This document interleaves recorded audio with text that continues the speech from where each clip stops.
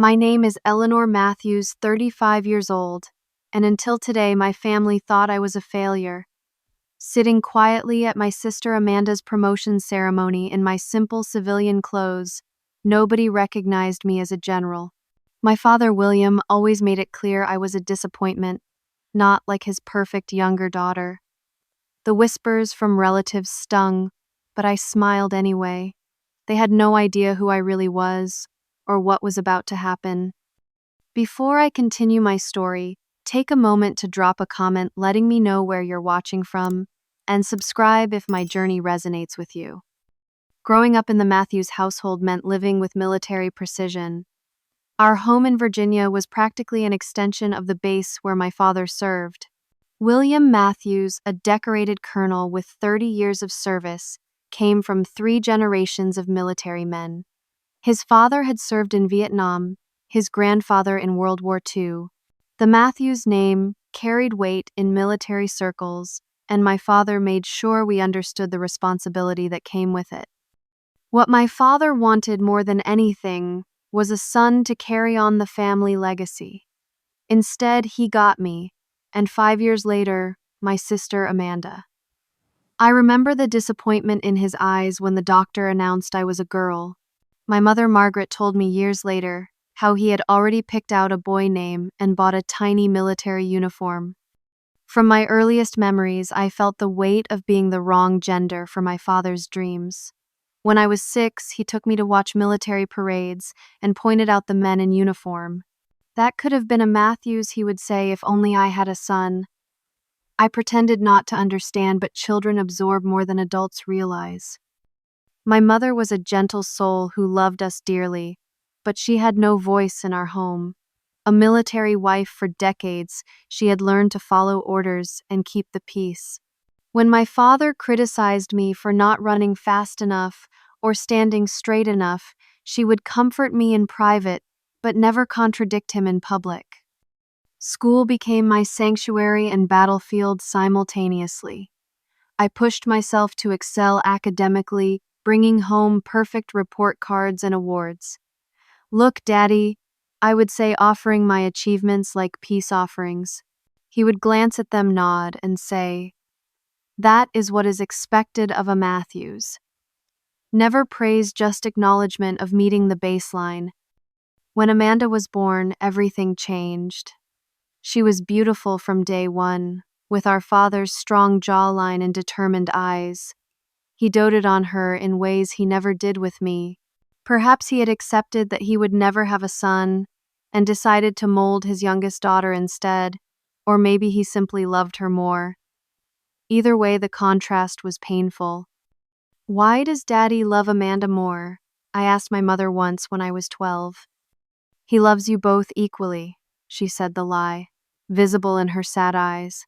"He just shows it differently." Despite the favoritism, Amanda and I were close as children. She followed me everywhere, and I protected her fiercely.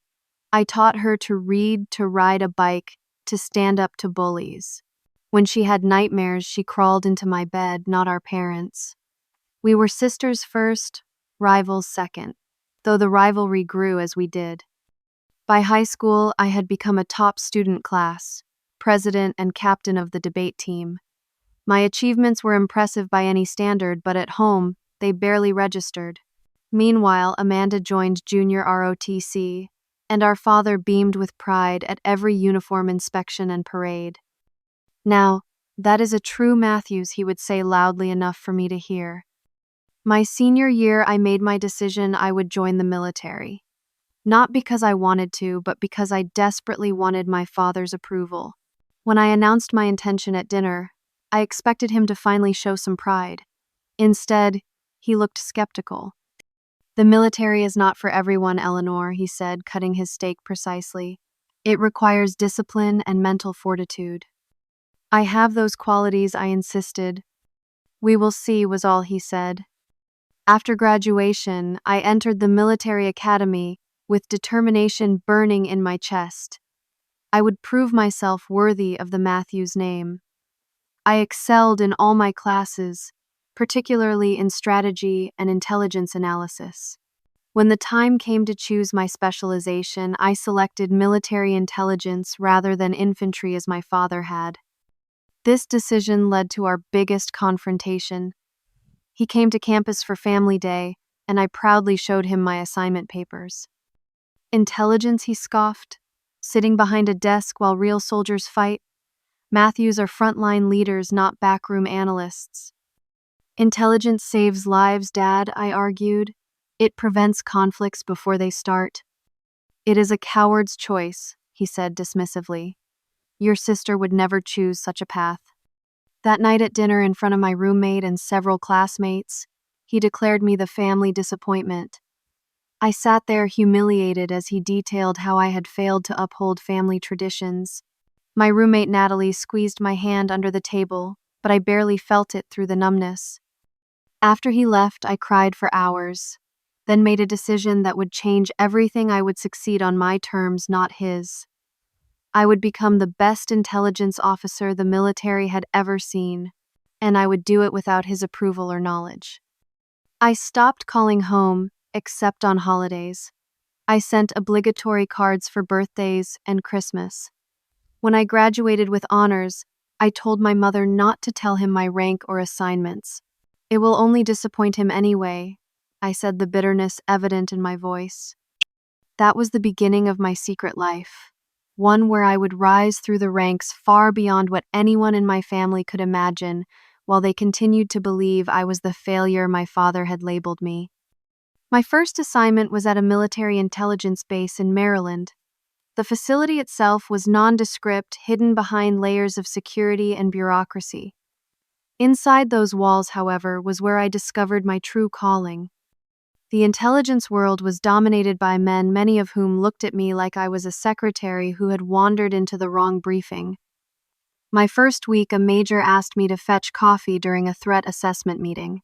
I returned with the coffee, set it down, then proceeded to deliver a detailed analysis of insurgent movements that left him speechless. It became a pattern underestimated at first meeting, respected by the second. 3 months into my assignment, I was approached by Colonel Stephanie Reynolds, one of the few high-ranking women on base. She had been watching me, she said, and saw potential.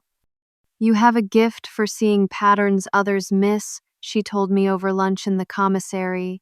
But you also have a chip on your shoulder the size of Texas. Is it that obvious? I asked. Only to someone who had the same chip, once she replied with a knowing smile. Let me mentor you. Channel that anger into excellence. Colonel Reynolds became the first person to truly believe in me. Under her guidance, I learned to navigate the complex world of military intelligence. She taught me to speak with authority in rooms full of men who outranked me, to stand by my analyses when questioned, and to build networks of trust with field operatives. Intelligence officers are the unseen heroes, she would say. We do not get parades or medals, but we save countless lives. My first major success came 2 years in, when I identified unusual communication patterns among terrorist cells in the Middle East. My analysis led to the prevention of 3 coordinated attacks that would have killed hundreds. The operation was classified, my name mentioned only in sealed reports, but within intelligence circles, people began to take notice of the junior officer with the uncanny instincts. Promotions came quickly after that.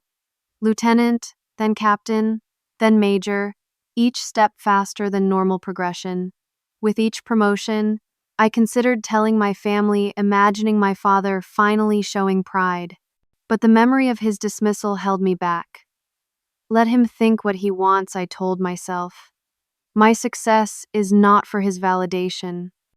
By my 5th year, I had established a reputation as the Steel Tiger within intelligence circles.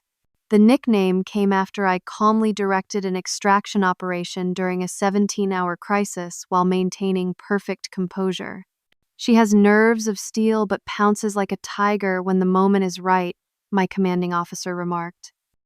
I specialized in asymmetric warfare and counterintelligence, developing new methodologies that became standard training. I wrote papers under pseudonyms that were studied at war colleges, all while my family believed I was simply pushing papers at some obscure desk. It was during this period that I first encountered Colonel James Harrison. He was commanding special operations teams that acted on my intelligence. After one particularly successful mission, he requested to meet the analyst who had provided such precise information. "Major Matthews," he said, shaking my hand firmly, "your work saved my men. I owe you a debt." "Just doing my job, sir," I replied. "Few do it as well," he countered. "I hope we work together again." We did work together many times over the years, developing a professional respect that transcended rank. Neither of us knew then that he would later become my sister Amanda's commanding officer, a coincidence that would eventually expose my secret life. As my career advanced, the missions became more classified, my work more secretive. I was selected for special task forces, given clearances that limited who I could talk to about my work. This provided a convenient excuse for the growing distance between me and my family. How could I share my life when most of it was classified? In truth, I had succumbed to a combination of pride and hurt. Part of me wanted to succeed in silence, to one day reveal my accomplishments when they were too substantial to dismiss. Another part feared that no matter what I achieved, it would never be enough for my father. I called my mother monthly careful conversations where I asked about her garden and Amanda's progress, but revealed little about myself. "Are you happy, Eleanor?" she would ask, concern in her voice. "I am fulfilled," I would answer, which was true but not the whole truth. Amanda joined the army 2 years after me, following the infantry path our father approved of. We exchanged emails occasionally, sisterly communications that carefully avoided the growing divide in our lives. She assumed I was still a junior officer, perhaps a captain by now working in some intelligence office. I never corrected her assumption. Years passed. I was promoted to lieutenant colonel, then full colonel, my responsibilities expanding with each step. I led teams that influenced global security, briefed generals and cabinet members, shaped policies that affected thousands of lives. All while my family continued to see me as the disappointment who had chosen the wrong path. I did not go home for Thanksgiving or Christmas. I volunteered for holiday shifts, telling myself the work was too important to leave. In truth, I could not bear to sit at my father's table and be measured against Amanda's traditional success. It was easier to be absent than to be found wanting. Amanda and I were born 5 years apart, but sometimes it felt like we existed in completely different families. Where I received criticism, she received encouragement. Where I faced skepticism, she was given confidence. Yet despite this imbalance, we maintained a bond that defied our father's unintentional efforts to turn us into rivals. When Amanda announced she was joining the army following infantry rather than intelligence, our father practically glowed with pride. "Finally, a true Matthews soldier," he declared at the family dinner. I sat silently picking at my food, 24 years old, and already a captain, though none of them knew it. Amanda caught my eye across the table, her expression apologetic. Later that night, she came to my room. "I am not trying to replace you, Ellie," she said, using my childhood nickname. "I am just doing what feels right for me." "I know," I assured her, "and I am proud of you. You will make an excellent officer." "Will you give me advice?" she asked. "You have been in longer." So began our complicated dual relationship. On the surface, we were sisters sharing basic military experiences. Underneath, I was guiding her while hiding the true extent of my career. I gave her tips on handling difficult superiors, on leadership challenges, on navigating bureaucracy. All lessons I had learned as I rose through the ranks, presented as if they were observations from a mid-level intelligence officer. Amanda thrived in the infantry, her natural athleticism and strategic mind making her a standout. She wrote me long emails about her training, her deployments, her challenges. I read them all, sometimes recognizing operations I had helped plan from the intelligence side, never able to tell her I knew more than I let on. Once, by complete coincidence, we both ended up in Germany at the same time. We met at a cafe off base, a rare sister reunion in a foreign land. Amanda was a lieutenant, then excited about her recent promotion. "What about you?" she asked. "Still captain." "Yes. I lied, though. I had been promoted to major 2 years earlier and was on the fast track to lieutenant colonel. Intelligence moves slowly." "Dad says you chose the wrong path," she confided, stirring her coffee. "But I think you are exactly where you are supposed to be. You always were the smartest one." Her words touched me deeply. At least one Matthews believed in me. "How is Dad?" I asked, the question I always dreaded. "The same," she sighed. "Still talks about you, like you are the black sheep. I defend you, but you know how he is. And Mom, she misses you, says you never call enough." The guilt was familiar by then, a constant companion. I had effectively cut myself off from my family, justified by their perceived rejection, but perpetuated by my own pride. I was determined to succeed so dramatically that when they finally learned the truth, it would be undeniable.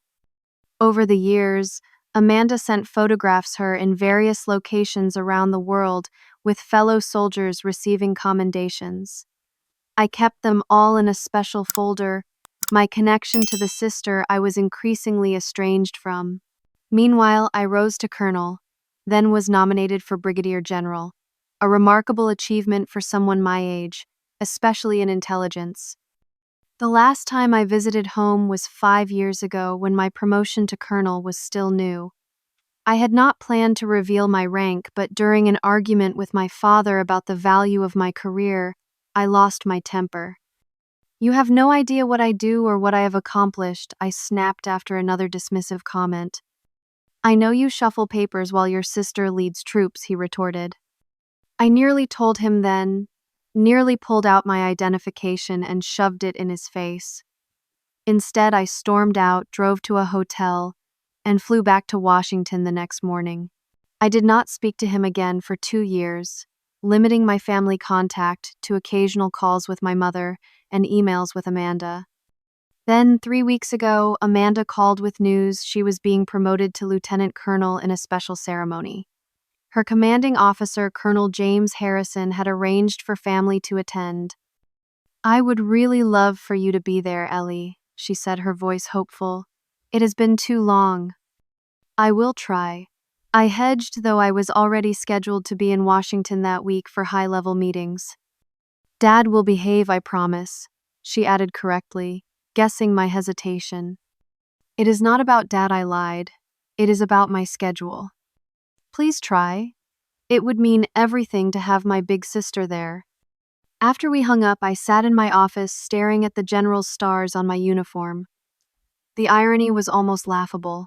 My little sister was celebrating becoming a lieutenant colonel, while I, the supposed failure, had surpassed that rank years ago. I was now Brigadier General Eleanor Matthews, one of the youngest women to achieve that rank, responsible for intelligence operations that spanned continents. And no one in my family had any idea. I decided then that I would attend the ceremony.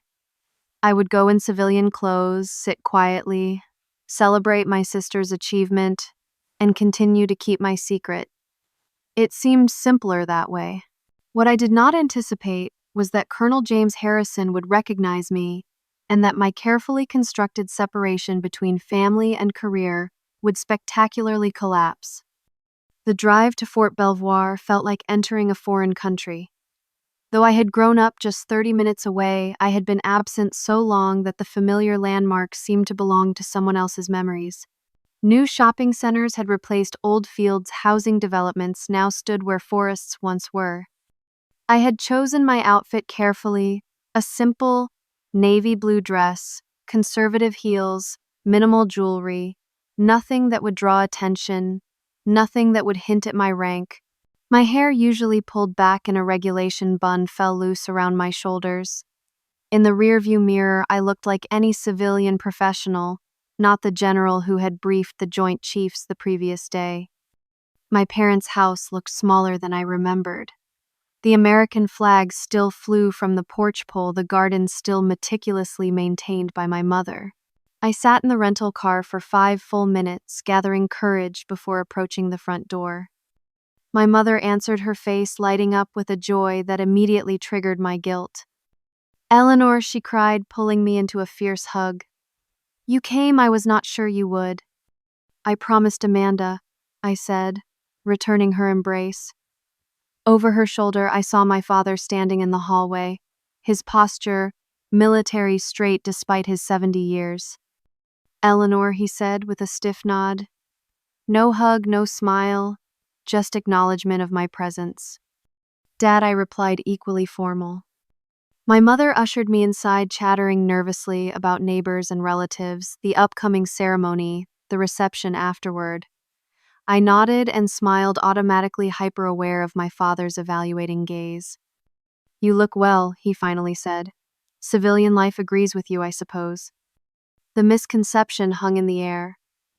Somewhere along the way, my family had formed the impression that I had left the military entirely, perhaps because I never discussed my work. I did not correct him. "Life is good," I said noncommittally. We drove to the ceremony separately, another buffer I had intentionally created. The base was familiar territory for me, though I pretended to need directions and a visitor's pass. The MPs at the gate gave no indication they recognized me without my uniform, though one looked at my ID a beat longer than necessary. The ceremony was being held in the main auditorium, already filling with officers, enlisted personnel, and family members. Amanda had reserved seats for us in the front row. As we made our way there, I recognized faces from intelligence briefings and joint operations officers who knew me in my professional capacity. Their double takes were subtle but noticeable, as they placed my face but couldn't quite reconcile my presence in civilian clothes at a family function. We found our seats just as my mother spotted a cousin I had not seen in 15 years. "Eleanor, look who is here, Melissa. You remember Eleanor, do not you?" Cousin Melissa, now middle-aged with streaks of gray in her once blonde hair, smiled tightly. "Of course, the other Matthews girl. I hear Amanda is the one following in Uncle William's footsteps now." The barb was delivered with a smile, but designed to sting.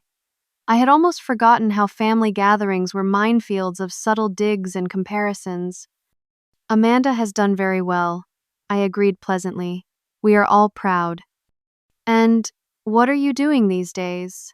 "Still working for the government." The way she emphasized government made it sound like a euphemism for unemployment. "Something like that," I replied vaguely. My father had moved ahead to greet his old military friends, already boasting about Amanda, lieutenant colonel at her age, youngest in her division. His voice carried with paternal pride, the kind I had never heard directed at me. I felt a tap on my shoulder and turned to find Jessica Nguyen, a childhood friend who had become a military correspondent for a major network. "Eleanor Matthews. Is that really you?" she exclaimed. "I have not seen you since high school graduation." "Jessica," I smiled genuinely. "What are you doing here?" "Covering the ceremony for the network. Several promotions today, including your sister's. Colonel Harrison specifically requested media presence. Apparently there are some VIPs attending." I nodded, knowing I was one of those VIPs, though not in the way anyone here suspected. "So what have you been up to?" she asked, notebook in hand. "Your sister has made quite a name for herself." "Nothing as exciting," I deflected. "Just work." "Still in the military." "Still serving," I answered truthfully, if incompletely. Before she could probe further, there was a commotion at the entrance. Amanda had arrived resplendent in her dress uniform, surrounded by fellow officers. She spotted our family and broke away, heading straight for me. "Ellie," she cried, embracing me tightly. "You actually came." "I promised, didn't I?" I hugged her back, genuinely happy for her success. "I want you to meet everyone," she said, pulling me toward her group. "This is my big sister Eleanor," she announced proudly. "She works in intelligence." The officers nodded politely, clearly assuming I was a civilian analyst or perhaps a very junior officer. Only one A major with intelligence insignia looked at me with narrowed eyes, as if trying to place my face from a briefing or report. Amanda led me around the room, introducing me to her colleagues and friends. She was clearly well respected and well liked, her natural charisma evident in every interaction. I felt a surge of pride, watching her untainted by jealousy. She had earned her success honestly. "And this is Colonel Davis," she said, introducing me to an older officer. "He served with Dad years ago." "Matthews," the colonel said, studying my face. "I see the family resemblance. Your father must be proud of both his daughters." Amanda squeezed my arm in silent support as I smiled noncommittally. "He certainly is proud of Amanda." "And you are in?" He trailed off questioningly. "Intelligence," Amanda supplied, "though she cannot talk about it much."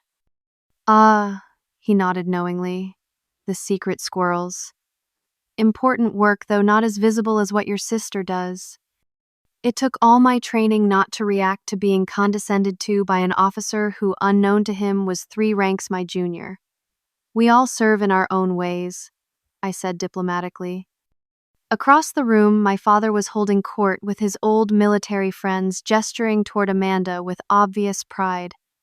I excused myself and found a quiet corner, needing a moment alone. My mother found me there, her eyes understanding. "He does love you, Eleanor," she said softly. "He just never understood your choices." "He never tried to," I replied, the old hurt surfacing. "No," she agreed sadly. "He didn't. But I always knew you would find your path." I looked at her curiously. "What do you mean?" She smiled, patting my hand. "A mother knows her children. You always had a fire in you, a determination.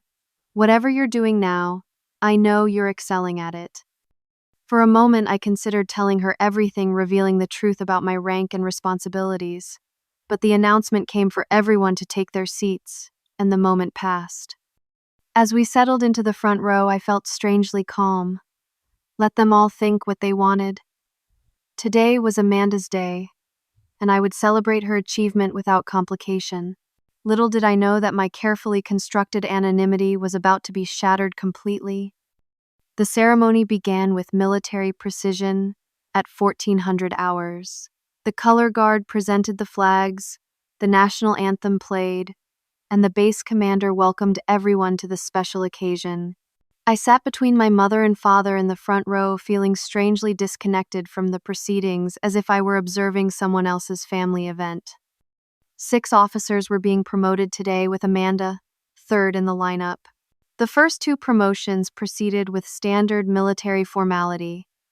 The reading of the promotion orders, the pinning of new rank insignia by family members, the first salute in the new rank.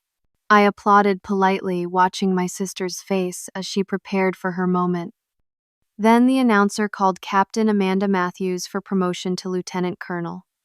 My father straightened in his seat chest, puffing with pride. My mother squeezed my hand excitedly. Amanda stepped forward, her posture perfect, her expression professionally composed, though I could see the happiness in her eyes. Colonel James Harrison stepped to the microphone to deliver personal remarks before the formal promotion. As Amanda's commanding officer, it was his privilege to speak about her service and qualifications. I had not anticipated his presence, though in retrospect I should have. James and I had worked closely on several classified operations over the years, most recently just 2 months ago on a high-level intelligence matter. Captain Matthews exemplifies the finest traditions of the United States Army, Harrison began. Her leadership in Operation Eastern Shield demonstrated tactical excellence and unwavering courage under fire. I smiled slightly, knowing that the intelligence for that operation had come partly from my division, though Amanda would never know that connection. In her 5 years under my command, Captain Matthews has shown exceptional judgment, strategic thinking, and dedication to her troops, Harrison continued. She has earned this promotion through consistent excellence and service above self. My father nodded vigorously at each accolade, occasionally turning to neighbors to whisper, "That is my daughter." I wondered if he had ever spoken those words about me with such pride. Harrison paused, scanning the audience as he prepared to conclude his remarks. We are honored to have distinguished guests with us today, including several senior officers, and his eyes found me in the front row, and I saw the exact moment recognition dawned. His professional demeanor faltered momentarily, confusion crossing his face before he recovered, and family members who have served our nation with distinction. He finished his speech quickly, stumbling slightly over words he had likely rehearsed perfectly. As the formal promotion proceeded with Amanda's new rank being pinned on by our parents, I caught Harrison watching me with a puzzled expression. I maintained a neutral face, though internally I was calculating how to handle the inevitable confrontation. After Amanda received her first salute as lieutenant colonel from her senior NCO, the ceremony continued with the remaining promotions. Throughout it all, I noticed Harrison conferring quietly with other senior officers, occasionally glancing in my direction. Word was spreading subtle shifts in attention as more officers realized who was sitting anonymously in the audience. When the ceremony concluded, the crowd began to mingle for the reception. Amanda was immediately surrounded by well-wishers. My father stood nearby, accepting congratulations as if the promotion were partly his achievement. I hung back, hoping to slip away before Harrison could approach me, but he moved with purpose through the crowd.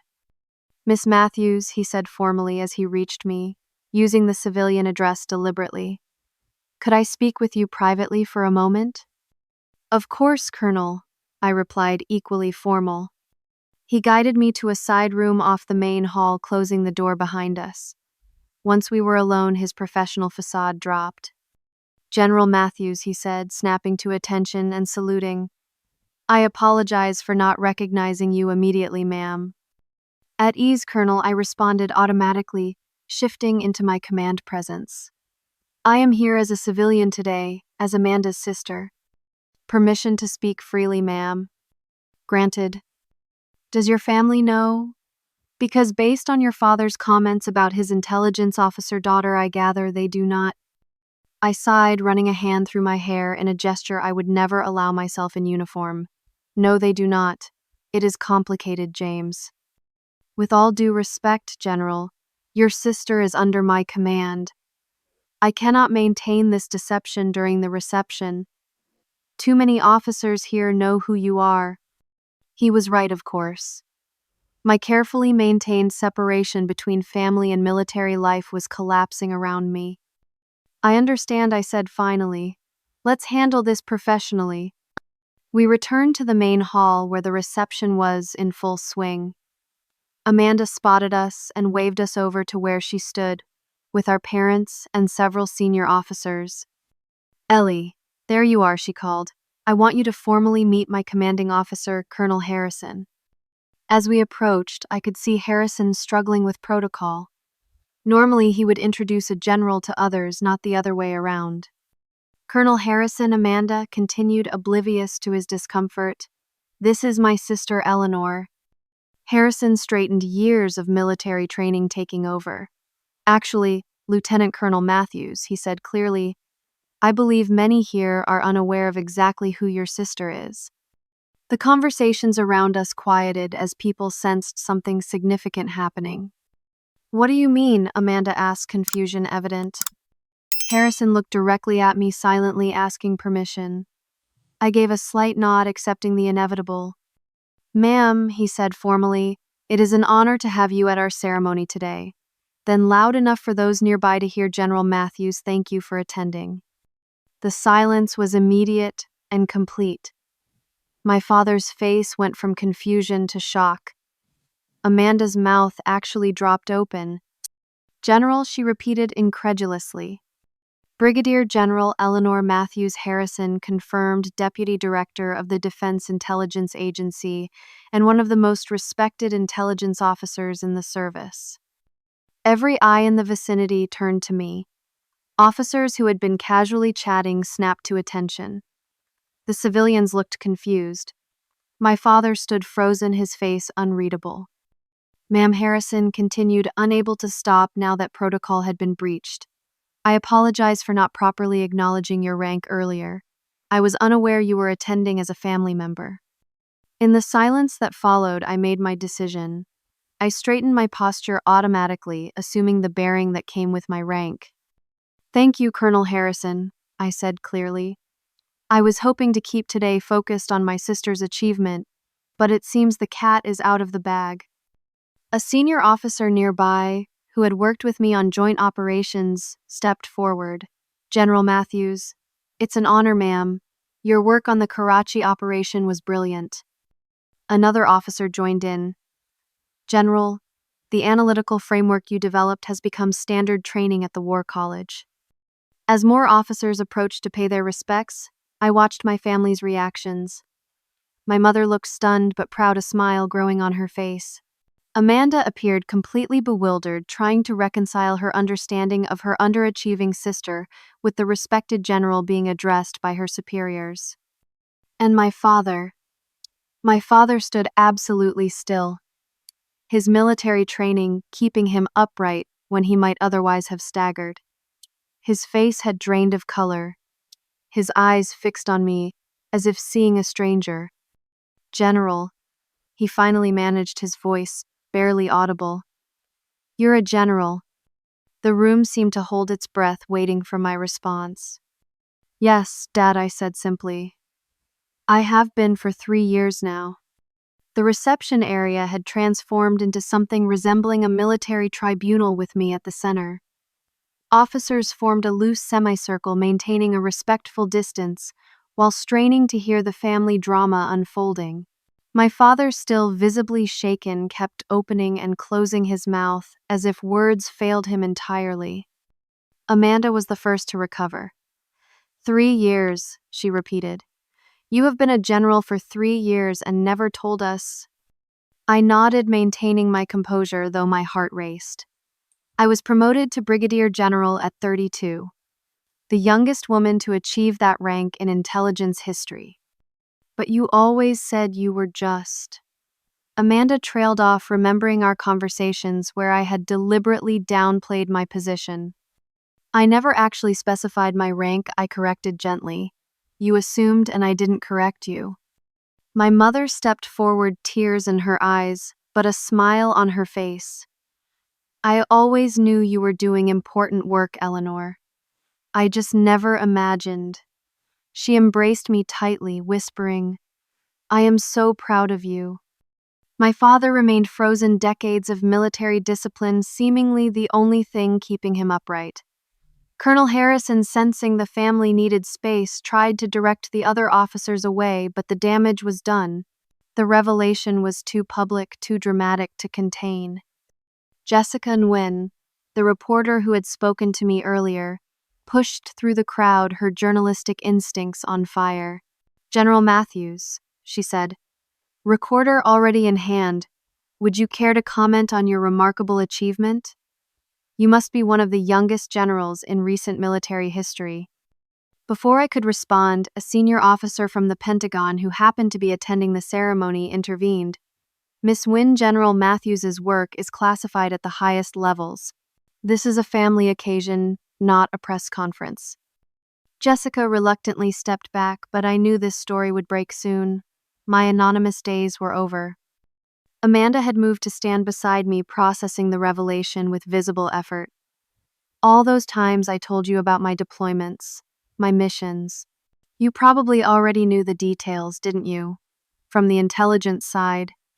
I nodded apologetically. "Often, yes. I couldn't tell you.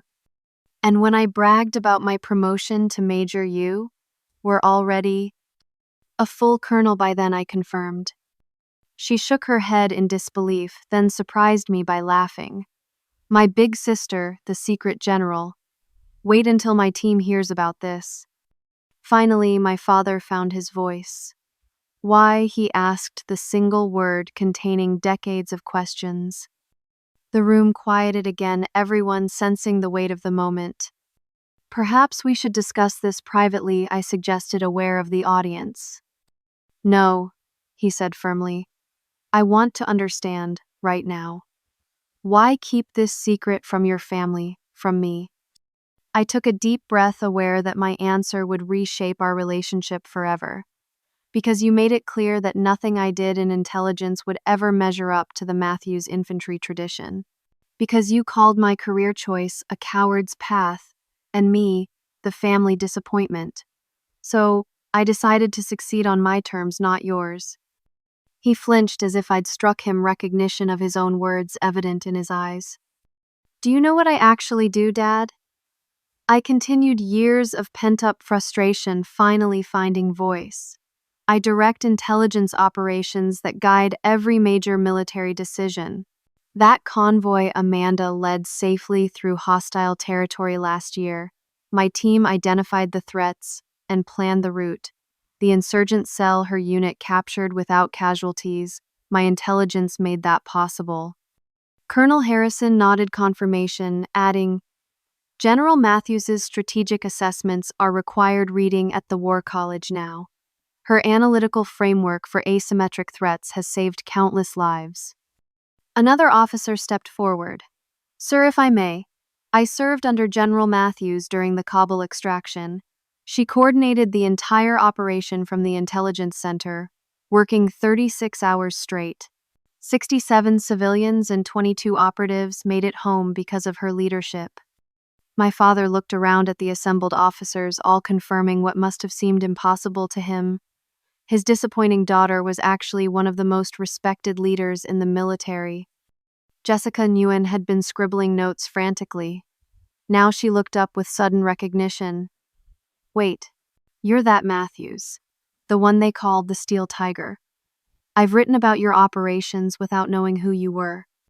I winced at the code name being spoken aloud, but the cat was truly out of the bag now. Amanda's eyes widened. The Steel Tiger, Ellie, that's you.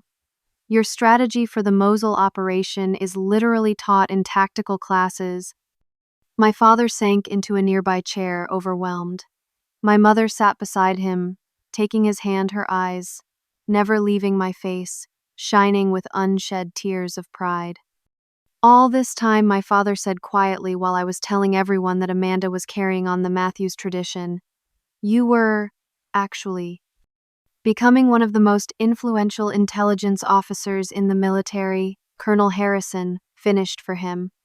Sir, your daughter has briefed the Joint Chiefs and the President.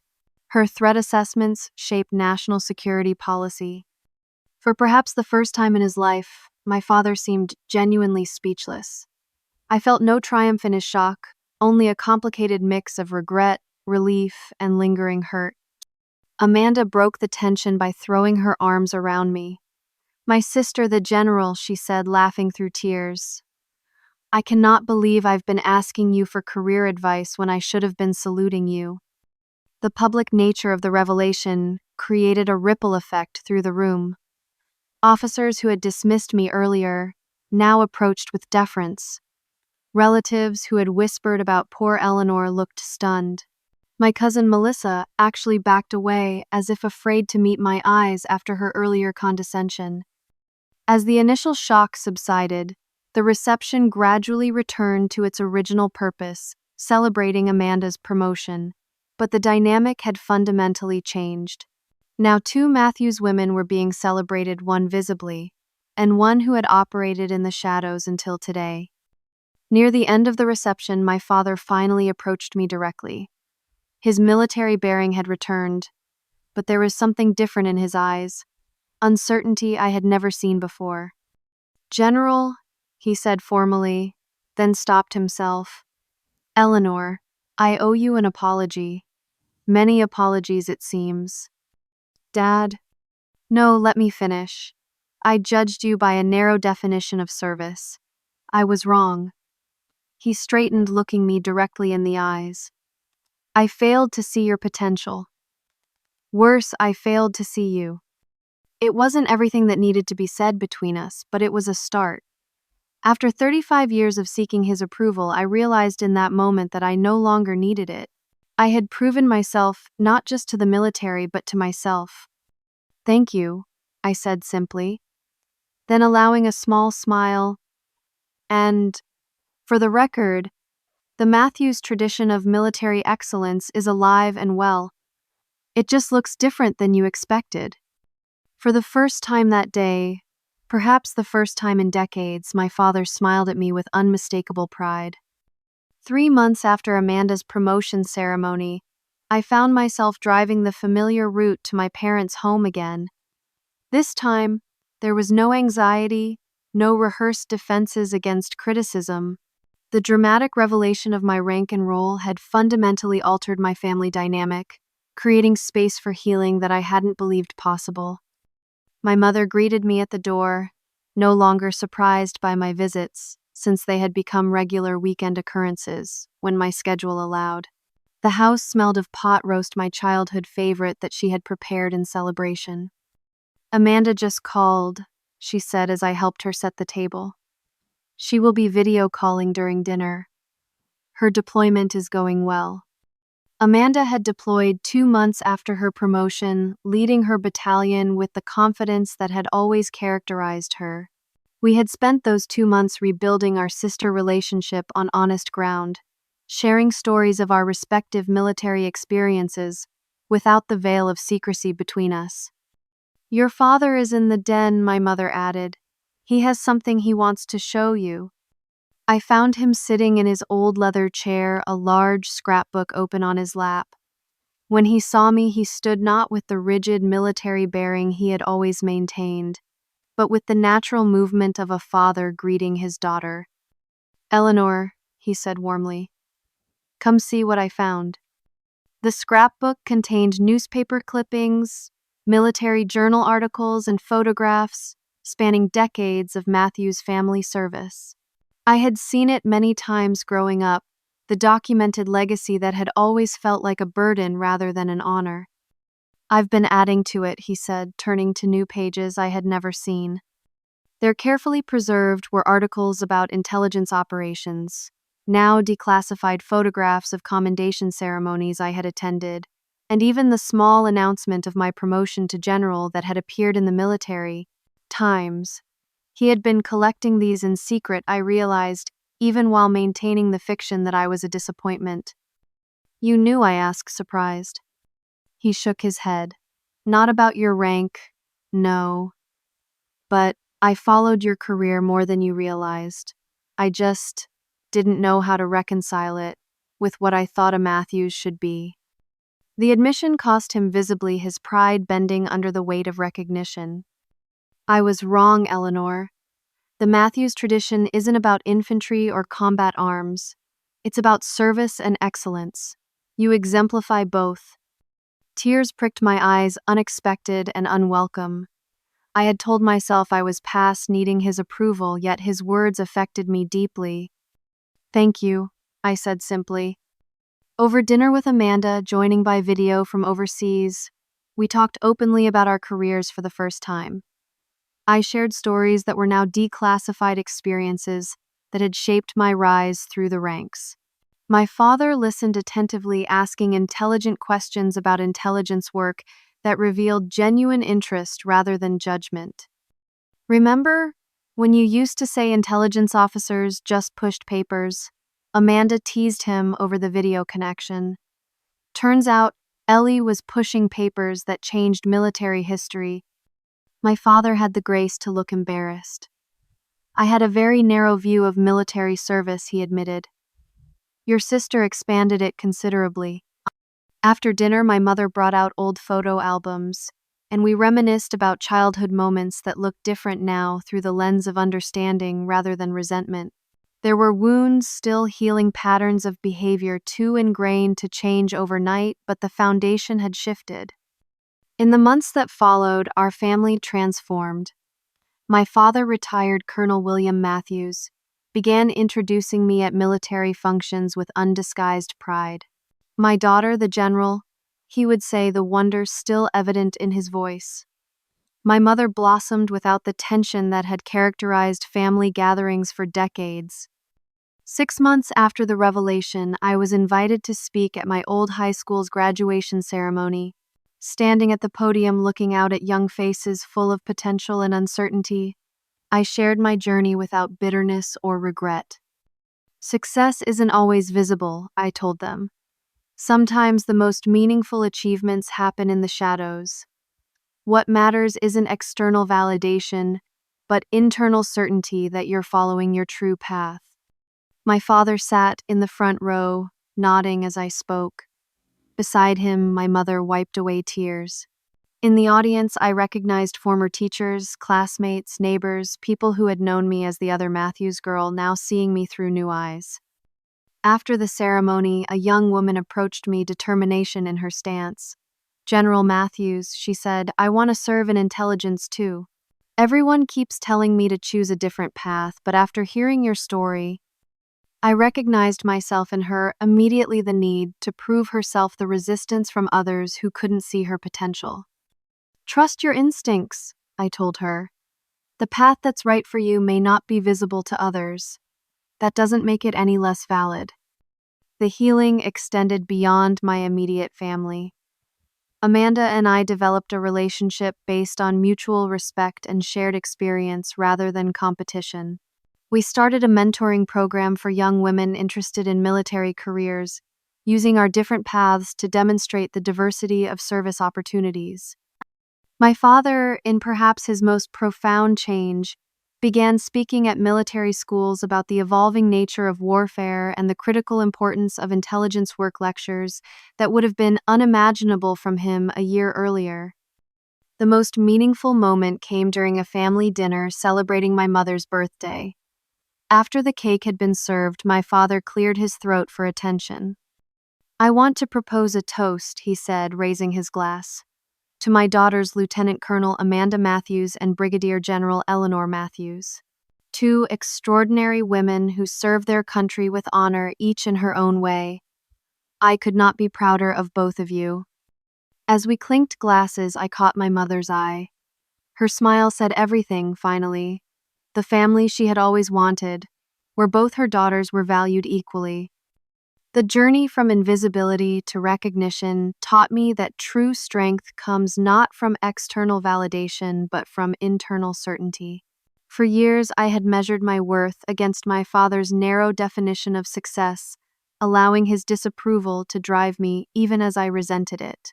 The irony was that in trying to prove myself worthy of the Matthews name, I had actually redefined what that name stood for. We all seek approval from those we love, but sometimes the greatest freedom comes from realizing we don't need it, that our value exists independently of others' ability to recognize it. My success wasn't validated by my father's eventual pride. It was validated by the lives saved, the missions accomplished, the difference made. As I look back on that day when Colonel Harrison exposed my secret with 5 simple words, "Ma'am, you're the general," I realize it wasn't just my family who needed to see me clearly. I needed to allow myself to be seen, to stop hiding my achievements out of both pride and hurt. True recognition isn't about rank or title. It's about being known for who you really are and valued for your authentic contributions. Sometimes the person who most needs to recognize your worth is yourself. If my story resonates with you, remember that your path belongs to you alone. Validation may come late or not at all, but that doesn't diminish your journey. Have you ever felt underestimated or had to prove yourself to family members who couldn't see your potential? Share your experience in the comments below. And if this story touched you, please like, subscribe, and share it with someone who might need to hear that their unique path has value too. Thank you for joining me on this journey of recognition and healing. Remember, sometimes the greatest generals wear no stars where others can see them.